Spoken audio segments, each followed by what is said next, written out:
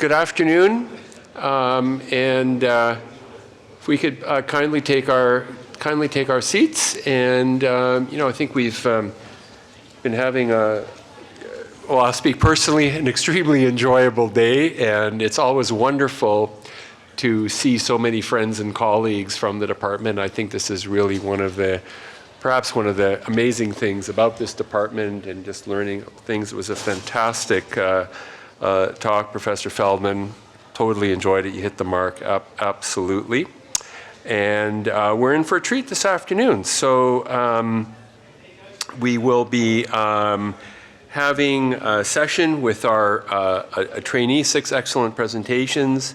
And then we're going to shift gears, and we will have a symposium on AI and the practice of surgery. So I'm going to hand over to Professor Avery Nathans, who I don't think needs any introduction, but past chair of surgery at Sunnybrook, huge leader in the field of trauma care. And Avery, please.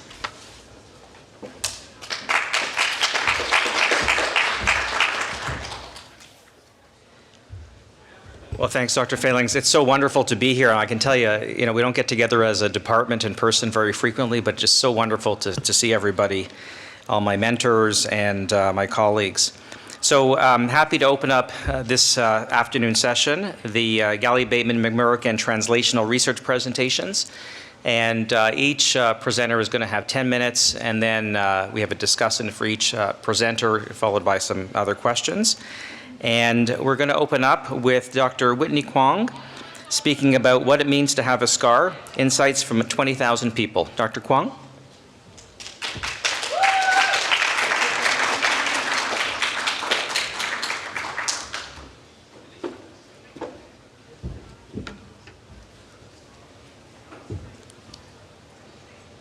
Thank you for the introduction.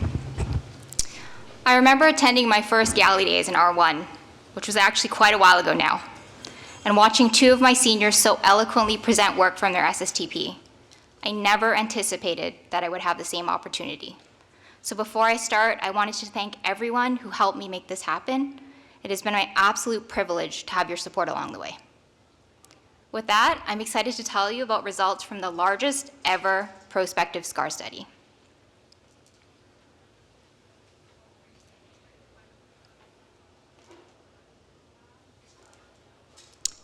Over the next 10 minutes, I hope to answer the following questions.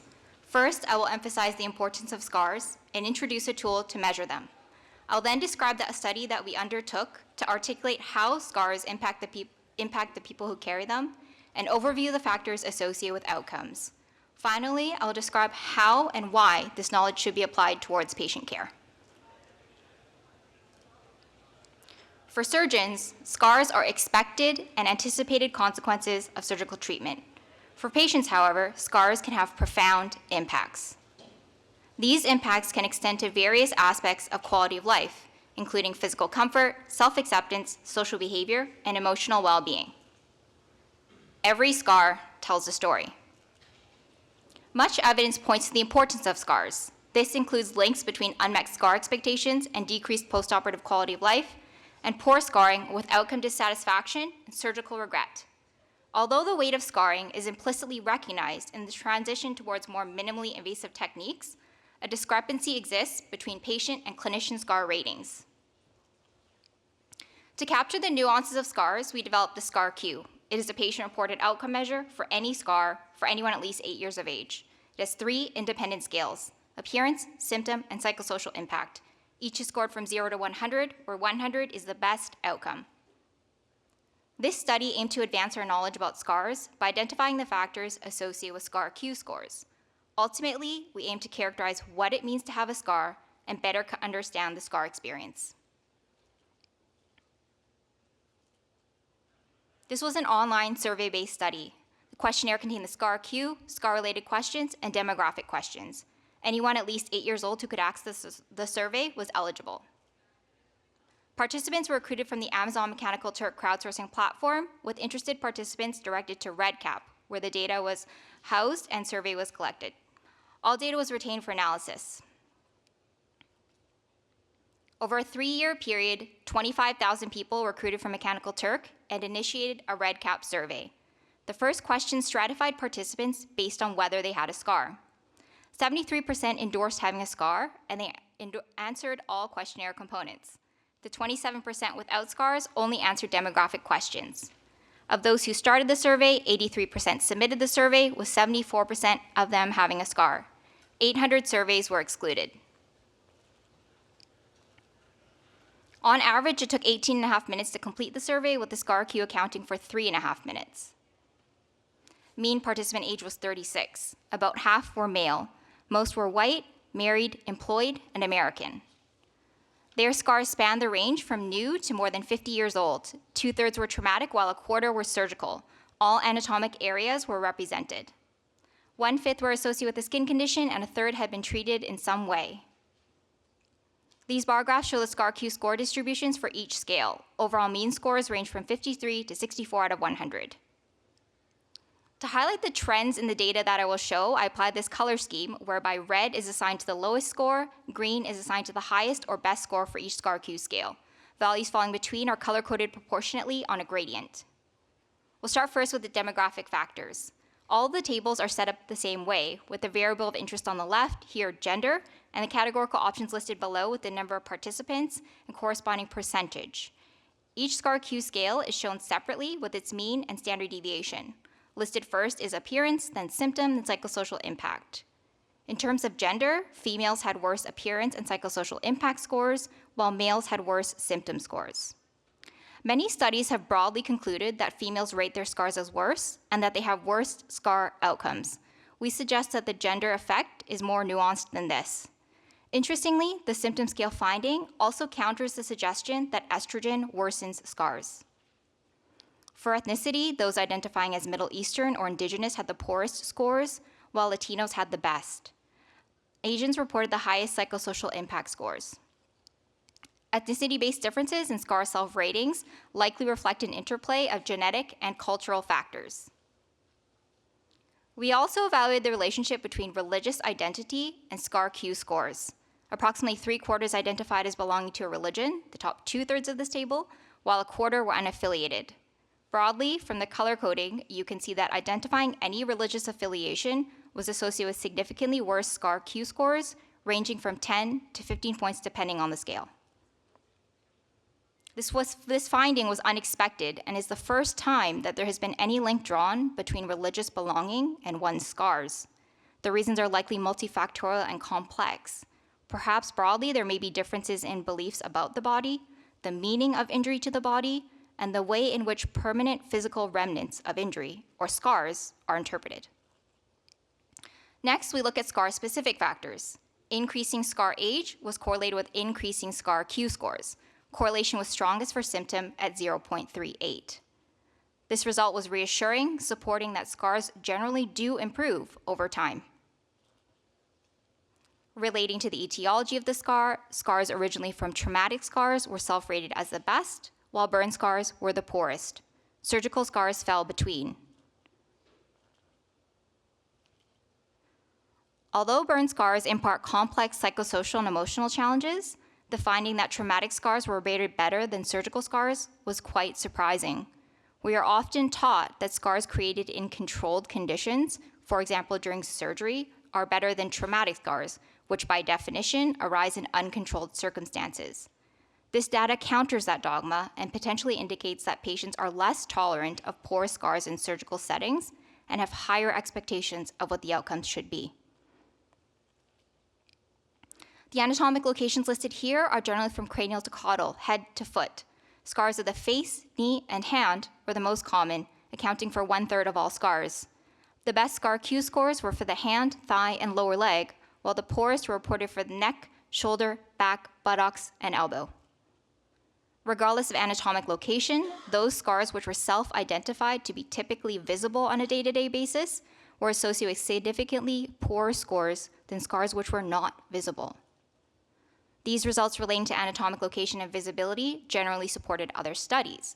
Specifically, areas like the neck, shoulder, back, and elbow are associated with higher tension, which underlies adverse scarring, while scars visible to others are associated with greater stigma and poor social adjustment. Lastly, we wanted to characterize specific feelings and behaviors people had about their scars. At least half of participants endorsed wanting to change, remove, or wishing that they never had their scar. For those whose scar was from an elective surgery, 1/4 regretted that surgery because of the scar. Endorsing any of these feelings was associated with significantly worse scar Q scores. Furthermore, half of participants endorsed at least sometimes hiding their scar, and a third thought about their scar at least weekly. The more often you hid your scar, and the more frequently you thought about your scar, the worse your scar Q scores were. This is the only study which reveals how common these scar-related thoughts and behaviors are. Overall, the data reflect the importance of scars at the individual level and emphasizes the necessity for us to understand them, especially when we can anticipate them, as in surgical care.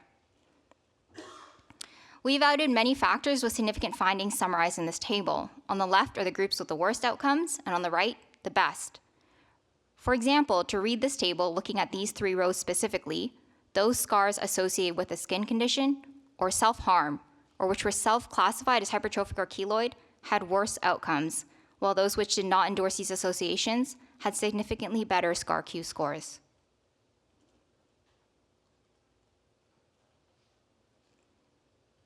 I wanted to leave you with some points that you can keep in mind about scars.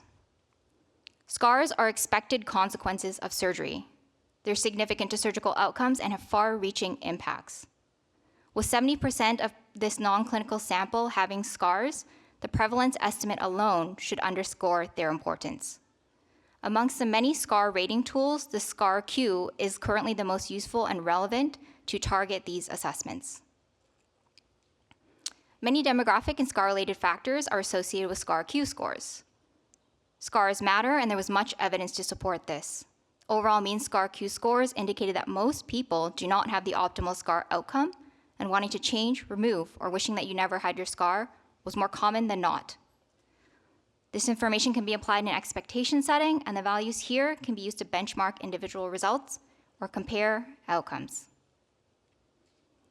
With people experiencing potentially profound effects from their scars, surgeons who create scars and those who deliver patient-centered care should strive to understand what they mean to the patient. Ultimately, because scars are forever, recognizing their importance, quantifying their weight, and improving coping from their effects will always be relevant. As surgeons, we owe it to our patients to understand all potential post-surgical impacts, including those of scars. Many people helped me make this project possible. In addition to my supervisor, Joel Fish, and my committee, I would like to thank the Division of Plastic Surgery leadership for the opportunity to pursue this work. I also owe particular gratitude to my mentors who continue to support and champion me at every instance. Thank you.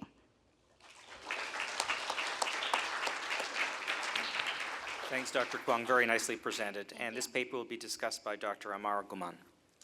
Thank you, Dr. Kwong, for sharing your research with us, and I want to congratulate your whole group on such a massive study.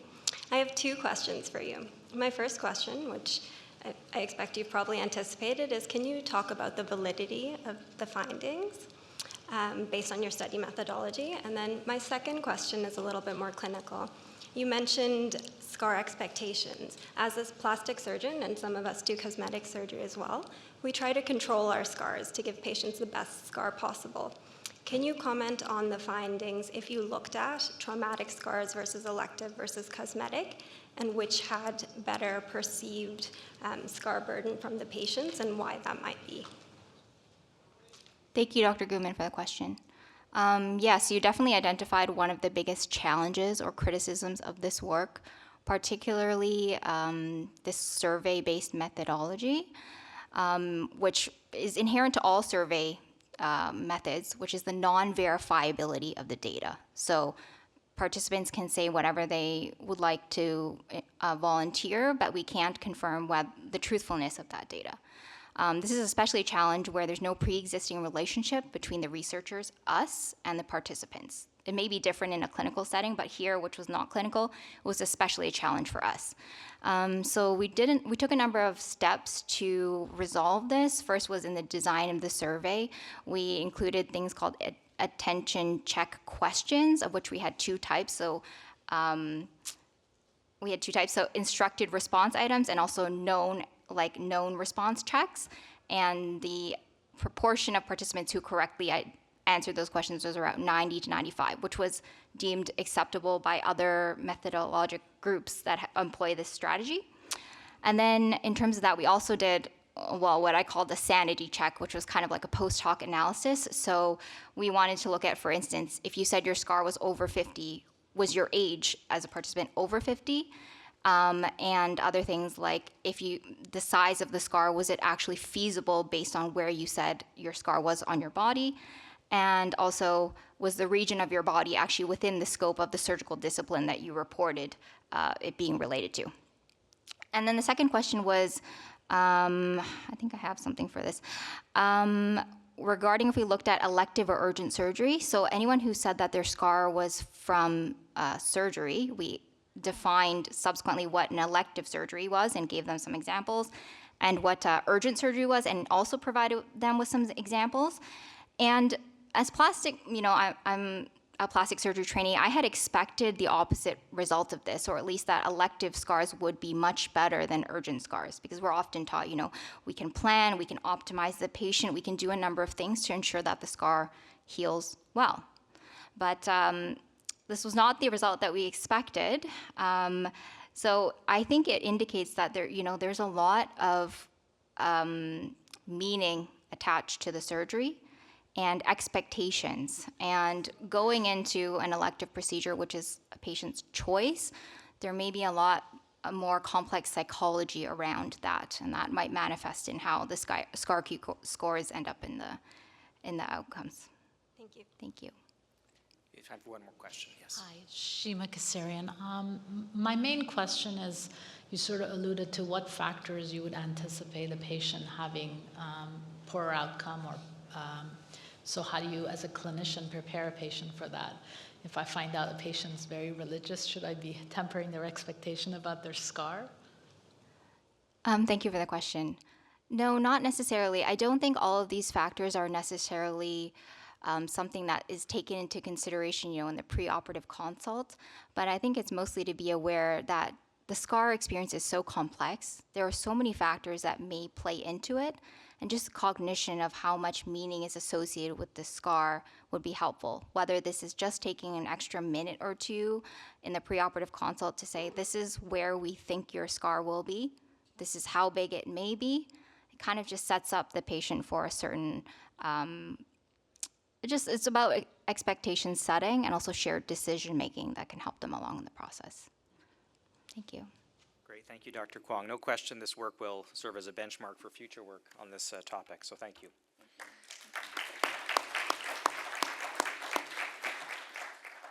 Next speaker is Ms. Abby McCaig, endothelin 1 as a biomarker in human ex vivo lung perfusate to predict donor lung suitability.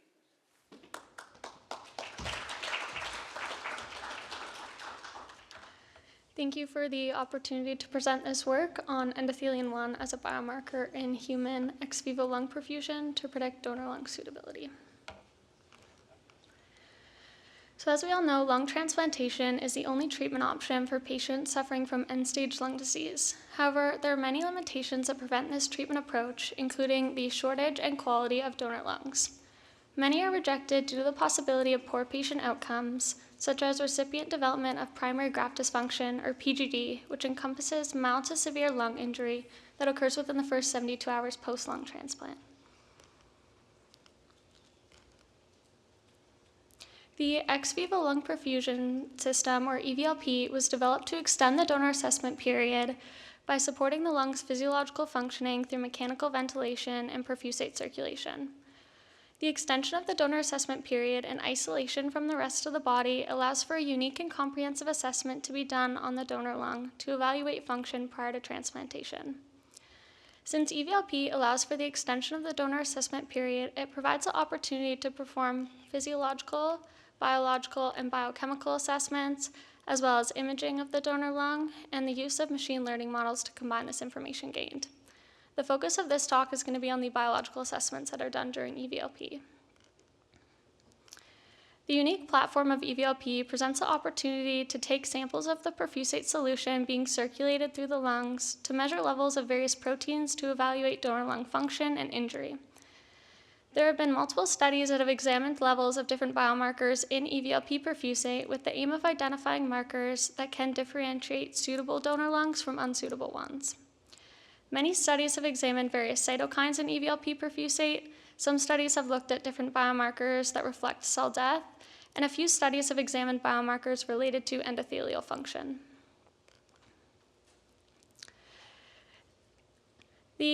One of the endothelial biomarkers that has been studied in EVLP perfusate is endothelin 1 or ET1.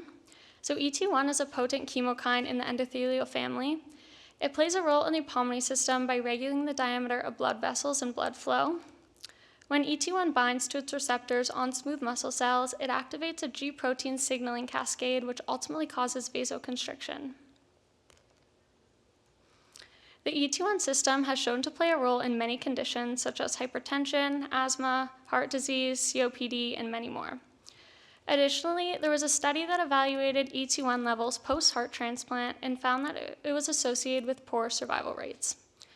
ET1 has also been studied in kidneys declined for transplant following donor retrieval and found that the most injured kidneys had the highest ET1 levels. And lastly, preliminary research on ET1 in EVLP perfusate shows that higher levels may be associated with worse donor lung outcomes. So therefore, in this project, we wanted to investigate the ET1 pathway at the gene level to understand the biological mechanism of ET1 during EVLP. We did this by analyzing the ET1 gene set using microarray analysis completed on tissue samples that were taken pre and post EVLP for 88 donor lungs. Additionally, we wanted to examine the kinetic profile of ET1 at the protein level during EVLP. This was done by collecting multiple perfusate samples throughout EVLP for 154 cases and quantified ET1 levels using an ELISA. So we first wanted to examine the effects of EVLP on the ET1 gene set.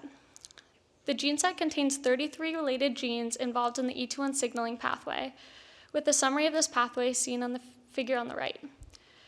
Here we see that using single sample gene set enrichment analysis, or GSEA, we compared the ET1 gene expression from pre-EVLP to post-EVLP.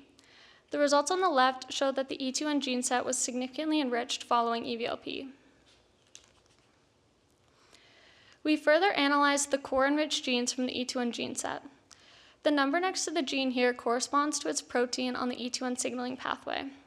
Certain genes were determined as core-enriched genes, meaning that they were considered central or pivotal within that pathway and are the top enriched genes following EVLP. And these 7 genes here were significantly upregulated post-EVLP compared to their pre-EVLP levels. Interestingly, the EDN1 gene, which codes for the ET1 protein, was the top enriched gene post-EVLP. We next wanted to investigate the relationship between the ET1-related gene expression and various donor and recipient characteristics. We did this by examining the SSGSEA scores from pre-EVLP, post-EVLP, and the change from pre to post-EVLP, and stratifying the SSGSEA scores into a low and high expression group. Various donor characteristics and recipient outcomes were examined in relation to these scores. When looking at the change in the SSGSEA score from pre-EVLP to post-EVLP, we saw significantly lower donor BMI when the change in the SSGSEA score for the ET1 pathway was higher. We then did the same analysis for the expression of the EDN1 gene, which codes for the ET1 protein. And prior to EVLP, we found that there was a significantly higher incidence of donor smoking use when the expression of EDN1 was higher. So next, moving on to the protein measurements of ET1 in EVLP perfusate. When we visually look at the ET1 levels over EVLP, we can see a pattern with regards to the different donation types and donor lung outcomes. So donation after cardiac death, or DCD lungs, show higher levels and more dynamic profiles in the protein in the declined after EVLP group and in poor recipient outcomes, which was classified as donor lungs that were transplanted and the recipients were extubated in over 72 hours. So this dynamic profile of ET1 would not be captured using hourly time point measures, and we hypothesized would not be able to distinguish between donor lungs that should be used for transplant and those that should not. So therefore, to capture the behavior of ET1, we fit mathematical models to the time series data and extracted features of the model to input into a multiple linear regression analysis to predict donor lung outcomes. We compared this to a multiple linear regression analysis using hourly time points of ET1, and we found that using time series features had a higher AUROC for differentiating between transplanted versus rejected lungs when compared to using hourly time points. And when differentiating between good versus poor recipient outcomes, using time series features had a significantly higher AUROC compared to hourly time point measures. We next wanted to integrate ET1 data into the InsightX machine learning model. This model uses donor information and data from EVLP assessments, totaling over 100 different input features, to predict if a donor lung will have a time to extubation over 72 hours, under 72 hours, or will be declined for transplant. This model has been trained and validated on over 700 EVLP cases and shows excellent performance. So this model outputs a list of features ranked in order of their importance in making its decision for each outcome based on each feature's SHAP value or Shapley additive explanations. So SHAP values are a method used to explain the output of machine learning models. They provide a way to understand how each feature contributes to a specific prediction. And therefore, what we wanted to do is use this model and integrate ET1 data with all other features included to see where ET1 falls on the ranked list of features. So we found ET1 to be an important feature in predicting donor lung suitability for lung transplant. This is especially true for predicting poor recipient outcomes. So interestingly, when looking at the SHAP values for predicting declined lungs, the model is essentially learning off the surgeon's decision-making. And by this, I mean if you look at the top features for predicting declined lungs, these are delta PO2, dynamic compliance, peak pressure, and static compliance. These are all features that the surgeon's looking at to make their decision. For predicting lungs that will result in poor recipient outcomes, out of the top 10 features, 7 of them, including IL-1 beta, base excess, and ET1, are features that the surgeons are not currently looking at when making their final decision. This suggests that these overlooked variables play a critical role in predicting transplant success and underscores the value of incorporating them into clinical assessment. So overall, we show that genes in the ET1 gene set are significantly upregulated following EVLP, contributing to our understanding on the biological mechanisms of this pathway. We show a unique profile of ET1 over EVLP that has not been seen in any other biomarkers that have been studied. Using time series modeling of ET1 levels in perfusate improves our ability to predict donor lung suitability. When combined with all other EVLP assessments in a machine learning model, ET1 shows to be an important feature when determining donor lung suitability. We demonstrate that ET1 is not only a biomarker of endothelial dysfunction, but also a key player in lung injury mechanisms influenced by donor condition. By leveraging omics approaches, time series modeling, and machine learning modeling, we've enhanced our understanding of ET1 dynamics during EVLP, which can improve donor lung selection. I'd like to thank everyone in the Latner lab, specifically my supervisor, Dr. Mingyao Liu, and Dr. Andrew Sage, and everyone in the Sage and Liu labs for their contributions to this work. Thank you for listening, and I'm happy to take any questions. Thanks so much. Excellent presentation. This work will be discussed by Dr. Andres Kapus. Thank you very much. It's a really very nice story that meaningfully contributes to the huge work that has been done by your lab on EVLP quality control. So I have a couple of mostly mechanistic questions, me being a paying scientist. The first is that you look at gene expression profiles primarily, but endothelin has acute effects which are not necessarily manifested in gene expression. They are signaling changes. And I was wondering whether you consider to look at any of those or correlate any of those functional outcomes, signaling changes to the final outcome or the predictions. That's my first Yeah, question. thank you for that, and thank you for the question. So we did try correlating ET1 levels to pulmonary vascular resistance. The issue with that is we only have hourly time point measures of it. And so it was hard to draw definitive conclusions from that. So we really need the real-time time series changes of PVR as well to be able to do that correlation. We've also looked at correlating it to various inflammatory markers, and similar challenges there. We have 7 measures of those throughout the 4 hours, so it is difficult to draw correlations, especially if there's a lagged correlation there.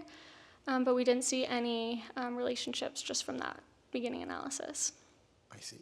And the other question I have is that basically I was wondering whether there is a common denominator, a common factor, which is kind of influencing or driving the changes that you see in the endothelin gene set. Meaning, for example, a common transcription factor or a common microRNA that you can particularly blame for influencing those gene sets. What is your opinion on that one?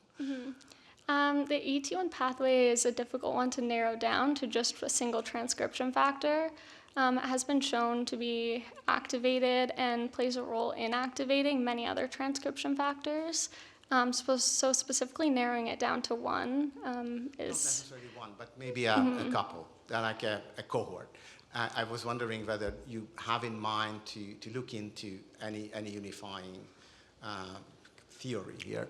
It could be interesting to do a further study on that to look to see if it's related to any pathways, to do maybe an SSGSE analysis looking at the relationships there, but that was not done in this project. Very well. Thank you very much. Thank you. Congratulations. Thank you. Very nice work. Thank you. Our next presenter is Dr. Ben Lee, one of the vascular surgery residents, presenting on using machine learning to predict outcomes following open abdominal aortic aneurysm repair. Dr. Lee? Thank you very much, Dr. Nathans. And good afternoon, everyone. Well, I'm really excited to share with you some of our work today. As you know, abdominal aortic aneurysm, or AAA, involves weakening of the aortic wall and dilation of the abdominal aorta. Elective repair is indicated for AAAs above 5 centimeters in women and 5.5 centimeters in men to prevent life-threatening rupture. Endovascular treatment is an option, but recent evidence has demonstrated inferior long-term durability compared to open repair. Therefore, open AAA repair remains the therapy of choice in patients with appropriate surgical risk. However, quantifying surgical risk in vascular patients is challenging, given that they often have multiple comorbidities and anatomic variability can significantly influence risk. Standardized outcome prediction tools may help guide management, but they remain limited. For example, the NSQIP online surgical risk calculator is limited in 2 ways. First, it does not consider AAA-specific variables. And second, it uses modeling techniques that require manual input of clinical variables. And this deters routine use in busy medical settings. Therefore, there's an important need to develop better and more practical surgical risk prediction tools for patients undergoing open AAA repair. Machine learning, or ML, is a rapidly advancing field that allows computers to learn from large amounts of data and make accurate predictions. Specifically, supervised learning leverages advanced analytics to model complex relationships between inputs, such as a patient's characteristics, and outputs, such as their clinical outcomes. This field has been driven by the explosion of electronic information combined with increasing computational power. Our goal was to develop an ML algorithm that accurately predicts perioperative and 1-year outcomes following open AAA repair using preoperative data alone. We use the Vascular Quality Initiative Database, or VQI. This is the largest vascular surgery registry in the world, and it captures data from over 1,000 hospitals globally. Trained database managers prospectively record demographic, clinical, and outcomes data on consecutive patients, from their initial hospitalization up to 9 to 21 months of follow-up. Annual audits with comparison hospital claims are performed to ensure accuracy of the submitted information. We use the VQI database to identify all patients who underwent elective open AAA repair between 2003 and 2023. Patients with ruptured or symptomatic AAA were excluded, as these require urgent intervention. Given the unique advantage of ML models in handling large amounts of data, we used all preoperative variables captured by the VQI database as input features. This included demographics, comorbidities, previous procedures, functional status, investigations, medications, anatomy, and any concurrent planned procedures. The primary outcome was in-hospital major adverse cardiovascular event, MACE, a composite of myocardial infarction, stroke, or death. MI was defined as a combination of clinical symptoms, ECG changes, and troponin rise indicative of myocardial ischemia. Stroke was defined as neurologic deficits persisting for over 24 hours in the ocular, cortical, or vertebral basilar territory, and death was defined as all-cause mortality. The secondary outcomes were 1-year mortality and reintervention. We trained 6 ML models: XGBoost, random forest, naive Bayes classifier, support vector machine, artificial neural network, and logistic regression. We chose these because they demonstrate the best performance for predicting surgical outcomes using structured data in the literature. We split our data into 70% training and 30% test sets stratified by center, meaning that our training centers were separate from our testing centers, mimicking external validation. We then used tenfold cross-validation and grid search to find the optimal model hyperparameters. The primary model evaluation metric was AEROC. Secondary performance metrics were accuracy, sensitivity, specificity, positive predictive value, and negative predictive value. We further assessed model robustness using calibration plots and Brewer scores. And we determined feature importance by ranking the top 10 predictors based on variable importance scores. And here are results. We included over 12,000 patients who underwent open AAA repair. Within the training data, we had 8,400 patients from 174 centers. In the testing data, we had 3,600 patients from 72 different centers. For the primary outcome, 630 patients, or 5%, developed in-hospital MACE, with 2% MI, 1% stroke, and 3% death. For secondary outcomes, 7% of patients suffered 1-year mortality, and 5% required 1-year reintervention. This table shows model performance on test set data for predicting in-hospital MACE following open AAA repair. We trained 6 ML models, and the best performing one was XGBoost, achieving an AEROC of 0.93, accuracy of 0.86, sensitivity of 0.84, specificity of 0.87, PPV of 0.88, and NPV of 0.83. This performed significantly better than logistic regression, which achieved an AEROC of 0.71. This table shows XGBoost performance on test set data for predicting secondary outcomes, including 1-year mortality and 1-year reintervention, with AEROCs of 0.93 and 0.84. This is the ROC curve for predicting in-hospital MACE using the XGBoost model, again demonstrating an excellent performance with an AEROC of 0.93.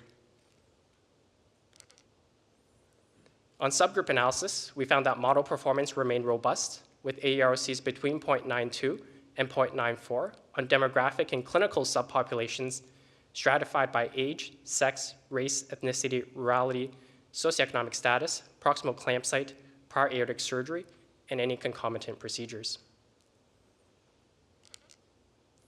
This is the calibration plot for the XGBoost model, showing excellent agreement between the predicted risk of in-hospital MACE and the observed rate of in-hospital MACE, with a Brewer score of 0.05. These are the top 10 predictors of in-hospital MACE in the XGBoost model, the most important of which was existing coronary artery disease, followed by ASA class, proximal clamp site, congestive heart failure, among others. When we looked at these top 10 predictors, they made sense to us clinically, meaning that our model was explainable. The clinical significance of this work is that this ML model has been trained to automatically extract VQI data to provide accurate surgical risk predictions for individual patients being considered for open AAA repair. The tool can support clinical decision-making in patient and procedure selection, preoperative optimization, and postoperative management. For example, let's say a patient has a AAA and they present to the vascular surgery clinic for consideration of open repair. A vascular surgeon can apply this model to the patient to look at their predicted risk of having a major complication if they were to undergo surgery. Now, let's say that the model predicts that the patient is at high risk for complications, then they may benefit from further preoperative optimization through cardiology or internal medicine consults. We may choose to offer less invasive endovascular rather than open repair.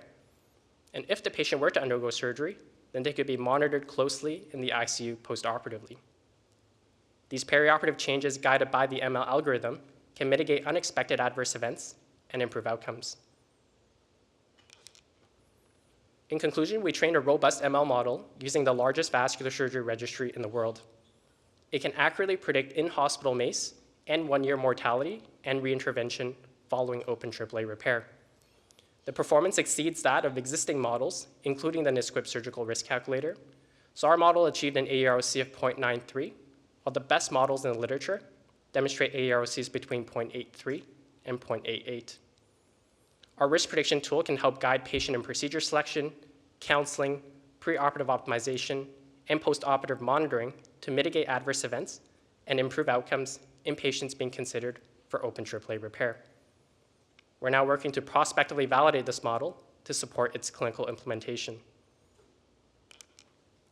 We've made our tool publicly available, and you can access the full programming code here on GitHub. This work has also been published in the Journal of Vascular Surgery, and you can access the full text here. We've also recently published a similar model for endovascular AAA repair. And given that these are the two options for treating AAA, either open or endovascular, a surgeon can now apply both of these models to the same patient to look at their predicted risks for both procedures. This can help guide them in terms of deciding which procedure they should offer the patient to give them the best outcome. We're now working very closely with the data science teams at our local hospitals to integrate these two models, to validate them, and to bring them into the clinical setting to support vascular surgeons. I'd like to thank the SSTP program, CIHR, the Ontario Ministry of Health, and the PSI Foundation for funding this work. Thank you very much for your time. Thanks so much, Dr. Lee. Excellent presentation. This work will be discussed by Dr. Paul Walker, Professor Emeritus, Department of Surgery. Thank you very much for the opportunity to discuss this. So, Dr. Lee, this data comes from prospective patient registry between 2003 and 2023. And during that period of time, though, there was earlier on a tremendous interest in endovascular surgery.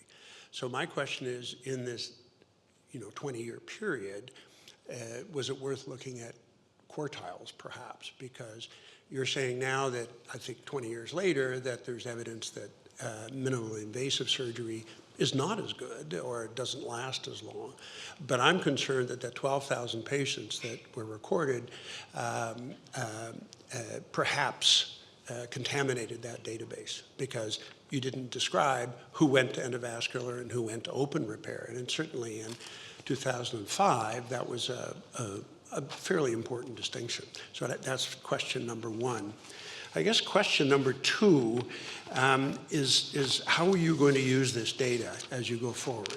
Yes, you could look at your output of patients and give a risk, which makes sense. The question is, how are you going to influence that?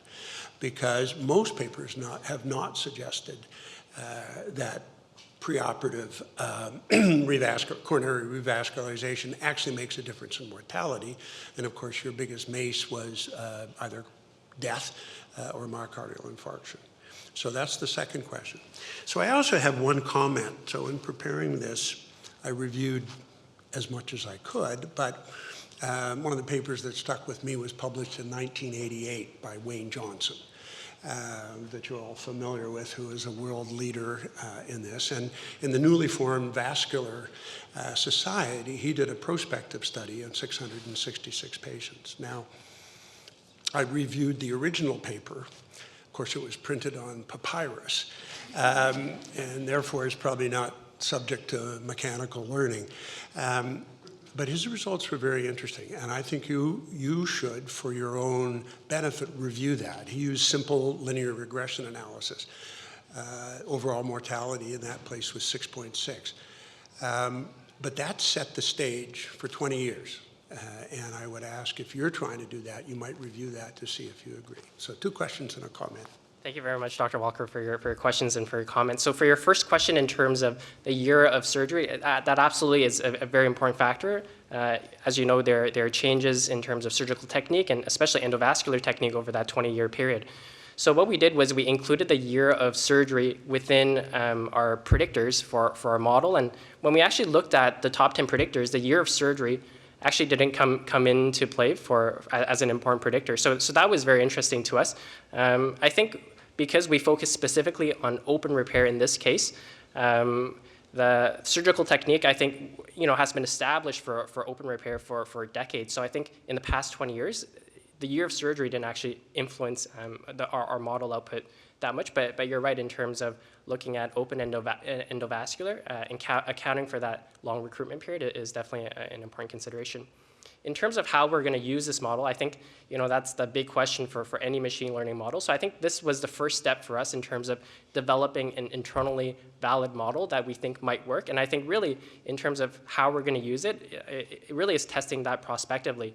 And once we deploy this in a clinical setting, actually studying how surgeons use this tool, if they use this tool, how it changes their behavior, how this tool can influence patient outcomes.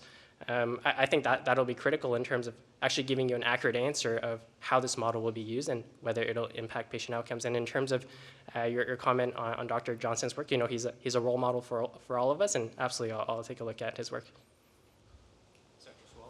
Just to follow up on the how you're going to use the information.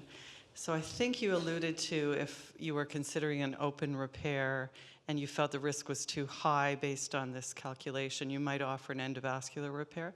So you also hinted or teased us with you have some idea of which variables create a differential risk between the 2 approaches. So can you tell us which is the most important? Absolutely. So I think for our vascular population, their underlying risk in terms of their existing comorbidities, for example, existing coronary artery disease, their functional status plays a very important role. And then anatomic characteristics, for example, here we show that the proximal clamp site, the more proximal the clamp site, generally the more complex the repair and generally leads to worse outcomes. So when we looked at our endovascular population, it was similar in terms of the comorbidities of the patients play a very significant role. And I think the vascular patient population is unique in that oftentimes they'll have 10 to 15 different comorbidities, they're on 10 to 15 different medications. And for us, it's really challenging to assess all of those comorbidities, assess the severity of those comorbidities, especially with siloed information. We have to look at the EHR, we have to look at the referral note, Connecting Ontario. So I think having a machine learning model that can kind of synthesize all of those patient factors, their comorbidities, and helping us quantifying their risk, I think that'll be really important for us moving forward in terms of deciding which procedure would offer the best outcome for patients. Thank you for your question. Thank you so much, Dr. Lee.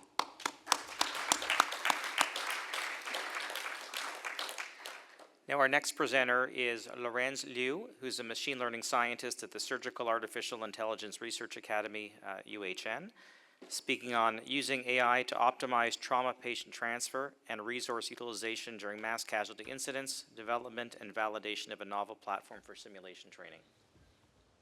Hi, everyone. Thank you for the introduction. It's a great honor to be here, and as a computer science graduate, it's always exciting to see AI and healthcare collaborating together to make a real impact.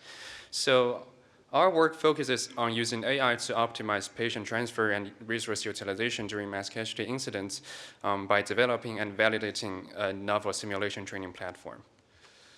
So mass casualty incidents, or MCRs, are overwhelming and unexpected events that generate a surge in casualties, like natural and man-made disasters. The most recent one near us here in Toronto is the Delta flight crash, which happened barely 2 months ago at the Pearson Airport.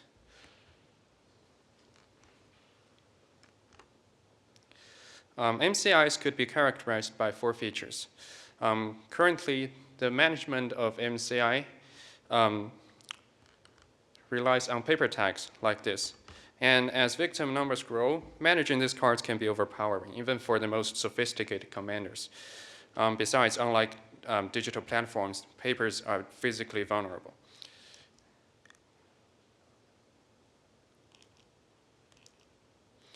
Here is a visualization of how hard it can be to promptly manage an MCI. See, here is a small-scale incident with 20 patients and 9 hospitals. The incident commander's job is to review each triaged patient, then compare potential hospitals based on several factors, and ultimately the commander decides where to send the patient. And in this setting, for each patient, the commander needs to consider 9 options, resulting in a total of 180 possibilities. The lines here just represent one patient's options, and just imagine how messy the image would be if we linked all patients to all hospitals. And you need to make all these decisions in just minutes. Therefore, we identified 3 main challenges. First and foremost is the overwhelmed medical commanders, then a vulnerable paper-based system, and difficulty in tracking patient and resource updates. Also, current MCI training is often limited to tabletop exercises, which have many limitations, and it's like living the last century. So basically you have to gather a group of surgeons and around the table for hours just playing card games. Therefore, to address all the mentioned challenges, we set 3 main objectives. The first and foremost is to develop a digital platform to simulate MCI events and to train and validate an AI model to assist with patient transfer decisions and to evaluate if it enhances decisions amongst both trauma experts and non-experts. So our methods consist of 2 parts. First, we built a web dashboard to simulate MCIs. Basically, it's a virtual world powered by Google Maps API with simulated patients and hospitals with realistic profiles.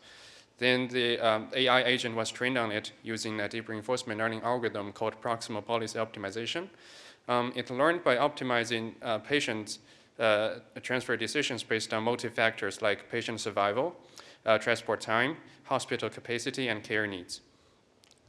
So deep reinforcement learning here is a powerful machine learning paradigm for strategy and decision-making tasks. Unlike supervised learning, which is just mentioned by Dr. Lee, that relied on labeled data, it learns by interacting with its environment. You can think of it as teaching a dog to do fetch. You throw a stick, give out feedback based on a dog's behaviors, and after a bunch of treats and pats on the head, the dog learns to bring the stick back. And this is exactly how it works. This approach is particularly valuable because the simulation-based training perfectly solves the problem of scarce MCI data for AI training. This diagram shows our agent's training loop, similar to how you'd train a dog. The actor network generates patient transfer actions based on the current state of the environment, which includes patients, hospitals, the instance site, and geospatial data. The environment responds with a reward or penalty.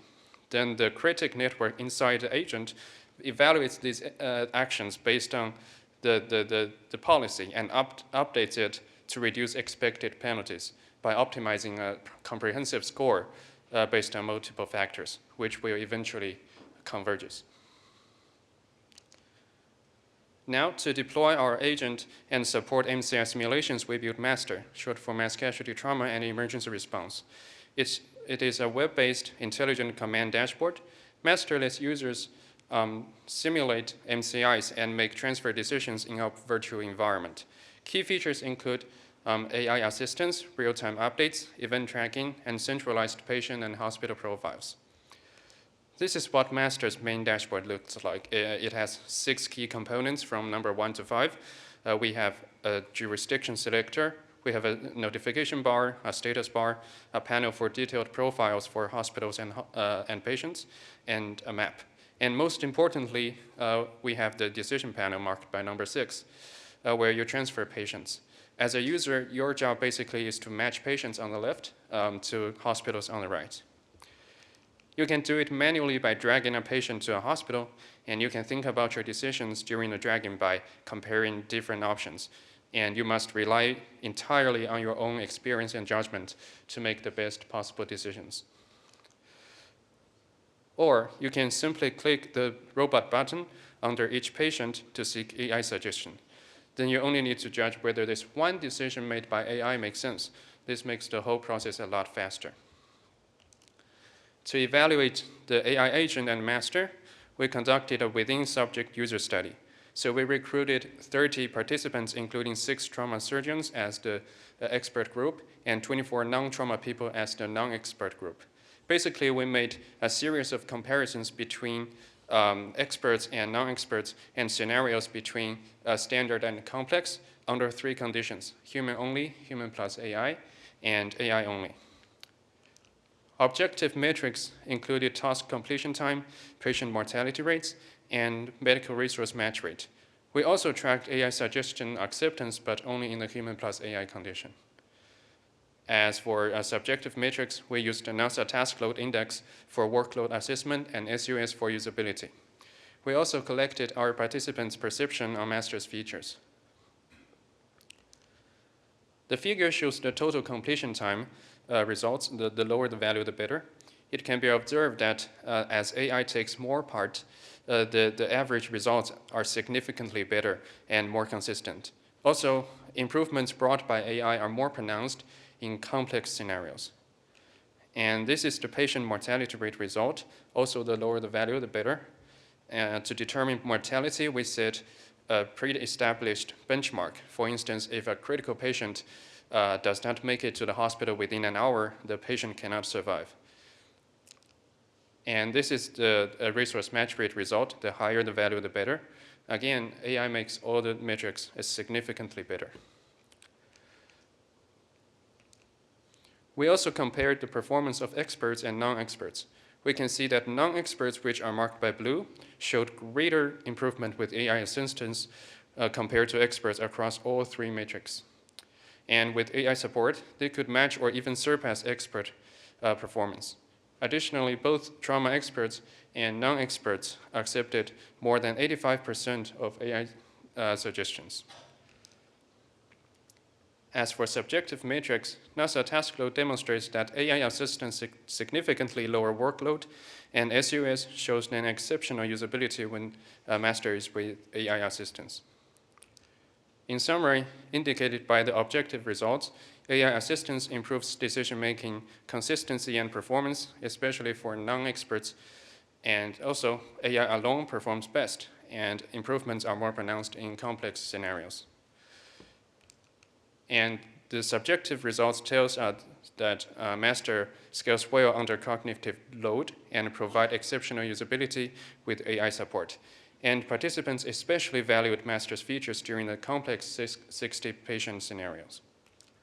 In conclusion, we introduced Master, an intelligent human-in-the-loop dashboard for simulating MCIs, which demonstrates effectiveness in improving human performance in simulated incidents. Looking ahead, future work could include integrating more clinical factors like neurosurgeons and automating data population, improving hospital load balancing, and moving toward real-world evaluations. Additionally, we've also explored Master's potential beyond a training and simulation platform. While it was initially designed for educational purposes, it includes all the core functionalities required for real disaster response, particularly the resource scanning and search capability. For instance, during COVID-19, it was very crucial to identify which hospitals still have available ventilators so that we can dispatch patients accordingly. So yeah, that concludes my presentation, and I'd like to extend my heartfelt thanks to our partners at the Sarah Lab, UHN, Sunnybrook, the University of Toronto, and Johns Hopkins University, and as well as all the participants who took part in our user study. And of course, thank you all for your time and attention. Great, thank you. This paper will be discussed by Dr. Andres Fexo.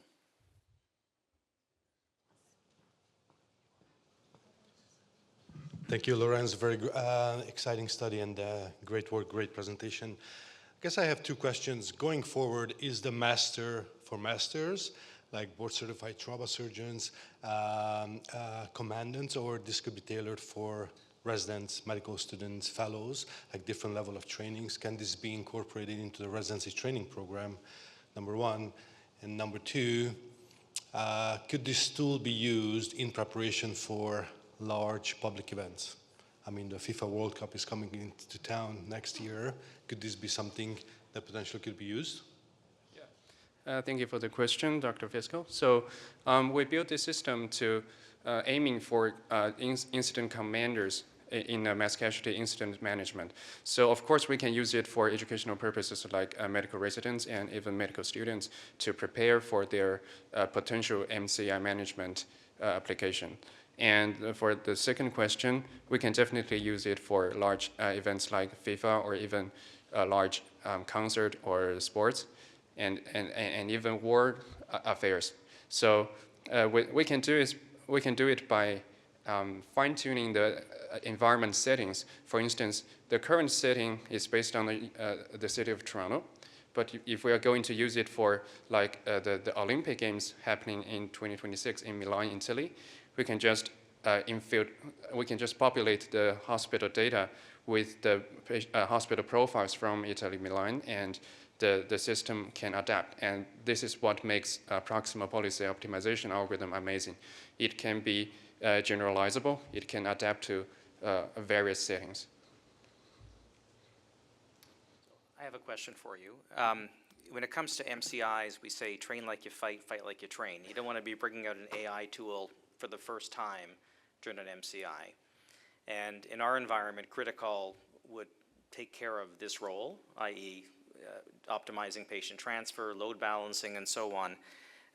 What are the barriers to Critical using this now, or at least using this as a means of identifying the right location for patients in the light of day, rather than waiting for an MCI?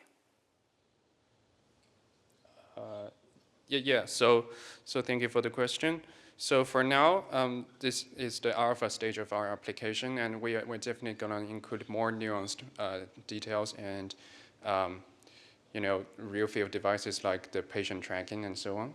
So that will be in our next steps. That is definitely worth it to consider. Great, thank you. Nice work. Thank you.